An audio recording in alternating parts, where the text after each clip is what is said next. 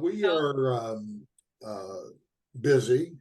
We just got off the phone with a interesting company that kind of like to have some input on. It's without getting into too much about it. It's online. It's got software. It's got intellectual property. Therefore, it's got its own source code, and it's got big contracts. It looks into waste, fraud, and abuse. Alan was on the same call, and they want to sell it, and we're going to evaluate it. That's our next move here, is give them an evaluation. That we haven't had any experience selling one of those. I guess we're getting a lot of experience with various different companies. Like someone said, car washes, and you're sticking with car washes. I love car washes. I used to own a car wash. I'd love to sell just car washes. I just don't think I have the opportunity to narrow it down and just to car washes. So just a side note here, we're agnostic when it comes to the business that we sell. We just want it to be profitable. Yeah. We want it to be, if it's profitable, there's a buyer out there. We're not looking for revival here and we don't want to revive in our business. We're not, Alan and are too old to revive companies and then sell them 10 years from now, right? So we're looking to find companies that make money and for the new buyer. But this one, we're not quite sure how to value it. I know there's 10 employees. They're all W-2s. They're profitable. We got the lead from Merrill Lynch, so they had money. They're throwing off money. We don't know how much. So the comps are what I'm concerned about here, Tawnya, actually. It's a niche market. It has to do with pharmaceutical fraud and abuse, and that's their kind of business. And do you have any thoughts on that? Yeah, so it's software as a service. It's a cloud-based platform. Well, no, model. It's a service, but not software as a service. They have software involved in the service, but they actually people don't log into their system and use it. It's not that kind of software as a service, if I understand your question. Okay. It's more that on the back end of their service, they have software. Okay. And so they work for states. They have big customers. And they're looking for fraud in the pharmaceuticals and sell, from drugstores and that type of thing. That's basically what they do. And actually, the owner's an investigator, a licensed investigator, and they got 4 of those on their staff. And so it's they'll still have 4, 3, I guess, after it's all said and done. But they're motivated to sell. We just, Alan and I just heard their story and said we could sell it for them as long as, it has some value. And so that's our next step, and finding out the value. And that, my question to you is probably a pointless question, because you may not know the answer to it in terms of what are the comps. We want to narrow the comps down with as best we can. And yeah, so a company like this where you have licensed investigators, it's going to be, if you look at your NAICS codes, your SIC codes and SIC codes and NAICS codes, it's going to probably fall under something similar to ultimately it'll be under your management consulting, your HR consulting, those types of things that all come under science and technology type of consulting services, science technology services. Yeah. So I think that in terms of trying to find comps, you're right. This is a very specific, there's probably not a ton of them out there. You're not going to find a lot of comps that are exactly like this. But at the end of the day,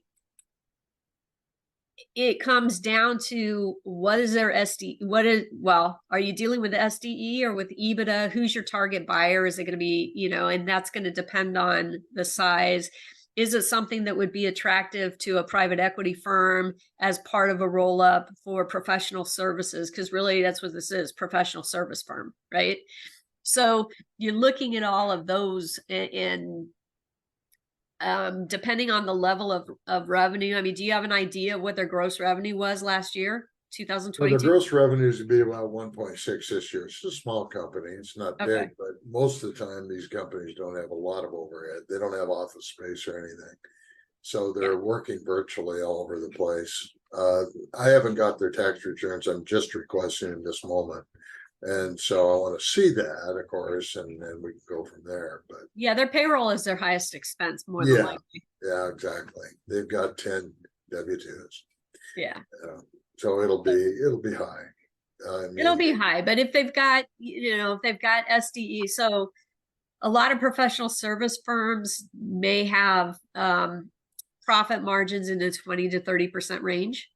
Yeah, if they're doing well. So if they're doing 1.6 and they've got a 30% margin, then you got pretty saleable business there. Yeah, I think it'll be a good business to sell, and they're highly motivated.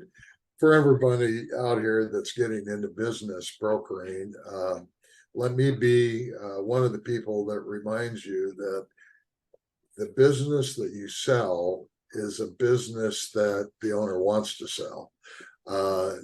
Don't let them suck you in for a valuation. Make sure they're motivated to sell. There's too many of these businesses out there to sell, to waste your time on someone that's not motivated to sell their business. Get down to the buyer and the seller talking to each other, shaking hands, and the seller reneges. He decides he wants to keep it. Don't do that. Whatever it's worth, department. Yeah. No, sometimes it's hard to tell, right? Until you get to that stage. But you have some good questions, though, Tawnya. I think one of the questions I remember you bringing up last time was, what are you going to do after you sell your business or you spend 100% of your time in? Yeah. What are you going to be doing when you're not coming into the office every day or going to the shop every day? Or exactly. Right. Look at me. I'm old. I mean, that's a big, it's a question. I've had to decide. So for you people that think I know something, I really don't. I'm new at this business. I've just owned a lot of businesses over the years. And so I do know stuff. I can talk to business owners, but really there's a lot that you couldn't learn it all. You just can't learn it all. This is very complex. Business brokering is not an easy business. There's just a lot of moving parts. I mean, every business is different. Like this one we're talking to, they have server NUC center, their NUC center's AWS. Well, do you know anything about a NUC center? I just happen to, but that's something that when you're talking to an owner, if you don't know anything, it's a little tougher. It really is. So know something at least about a business before you call them. Do your little homework, and then when you call them, you won't be totally stupid about it. Yeah. And by the way, too, speaking of stupid, don't ask it. Just ask them like, why are you in the business, and what's the business do? Just ask them. Don't assume you know anything, because a business owner is going to sniff you out and they won't list with you. Isn't that right, Tawnya? Yeah, I mean, they may be talking to some business owners that know business brokers exist, may be talking to 3 or 4 of them. There are other business owners out there that have never heard of a business broker and don't know you exist. So exactly. sometimes, but when you say you're going to charge them money, 10% or 25 minimum, you better have something together. Yeah. Before too much. Have an NDA ready to go. And in her case, today we talked to him, and as we were speaking to him, we sent him an NDA. Nice. they could see if we had the information, which of course told us if we had the information right. And we got our cell number from them at that point too. And so we were able to go a little bit further. And then at that point, we asked for their tax returns and said we wouldn't charge them anything for the valuation. Just, get us your stuff, and there's no obligation to us. So we don't know if we got it because we know that there's 2 or 3 people there, yes, they're looking at it, but Yeah. we'll see. Well, one of the great points you brought up, Dick, was that lead came from Merrill Lynch, right? So that's, you're building business alliances with other professional advisors. I mean, they're a great source of referrals, and typically when they do refer, it's kind of golden. I mean, a lot of times if a wealth management person or a financial advisor refers their client to you, it's really yours to lose, because that financial advisor isn't typically referring to 3 or 4. It's typically just one. So yeah, Alan. I'd like to contribute something as well. It's also good for us in this particular situation that the financial advisor is not in a position to, nor does he want to get a referral for sharing this lead with us. He's not really eligible because he's not a real estate licensee. But more importantly, it's how we met this person. And so I want to mention a couple of organizations to you. If you're not familiar with these, I would check them out. One of them is called the Exit Planning Institute.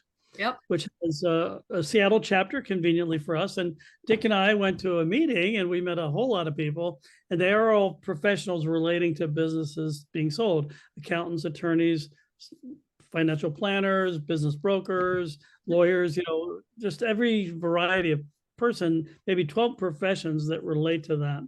And they have local chapters. The other is called XPX, Exit Planning Exchange or something. And that one has less national coverage. But if there's one in your area, I would encourage you to try to get on their mailing list, attend events in person, network, because many of those people, even if they're business brokers, they can still refer businesses for sale to you, because it's like, oh, I don't do restaurants, or I'm not doing a deal that small. Well, they don't want to do a $2 million deal because it's too small. I think we could work on that. So I would just go out and network a little bit, but be very professional, because you're a reflection of EXP business brokers when you go out in the world. Yeah, absolutely. Good point.